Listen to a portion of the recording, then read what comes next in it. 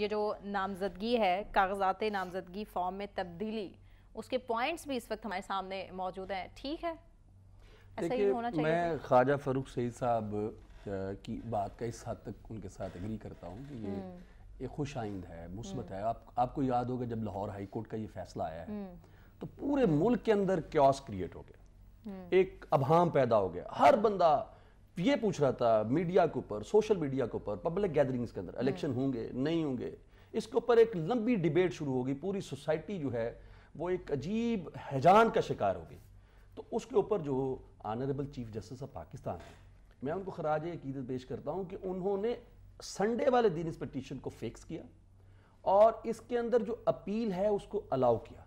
اب دو مرحلے ہوتے ہیں، یہ لیو ٹو اپیل داخل کی جاتی ہے سپریم کورٹ کے اندر کسی بھی فیصلے کے خلاف۔ اپیل جو ہے وہ الاؤڈ ہوئی ہے، لیو ٹو اپیل یعنی اجازت دی گئی ہے اس کیس کو سننے کی۔ یہ ایک جزوی فیصلہ ہے، یہ فائنل فیصلہ نہیں ہے۔ فائنل فیصلہ کے لیے 7 جون کو ایک بینچ جو ہے وہ تشکیل دے دیا گیا ہے، لارجر بینچ ہے۔ لارجر بینچ سے مراد یہ ہے کہ اس میں 5 7 9 ججز جو ہیں بیٹھ کر فیصلہ کریں گے۔ وہ لارجر بینچ جو ہے اب اس کی ساری جزیات جو ہیں ان کو دیکھے گا۔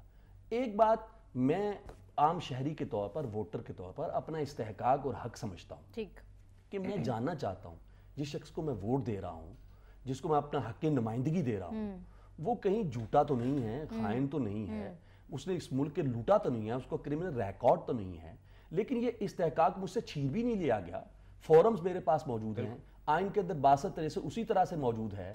ڈوئل نیشنلٹی جو آئین کے اندر لکھی ہوئی ہے کہ پارلیمان کا ممبر ڈوئل نیشنل نہیں ہو سکتا، وہ بھی اسی طرح سیکشن موجود ہیں۔ اگر کوئی کرمنل ریکارڈ والا بندہ، کوئی ٹیکس ایویژن کرنے والا بندہ، کوئی لوٹ مار کرنے والا بندہ اس سے گزر کے الیکشن لڑ کے آ بھی جاتا ہے تو آپ نے دیکھا ہے ماضی کے اندر بھی سپریم کورٹ کے اندر، ہائی کورٹ کے اندر ڈسکوالیفیکیشنز ہوئی ہیں۔ سو وہ جو گراؤنڈ جو بنیادی فنڈامنٹلز ہیں، کس آپشن کے ساتھ، مثبت یا منفی؟ نہیں، یہ فیصلہ مثبت اس لحاظ سے ہے کہ اس سے ڈیموکریٹک پروسیس جو ہے وہ رکا نہیں ہے۔ جمہوری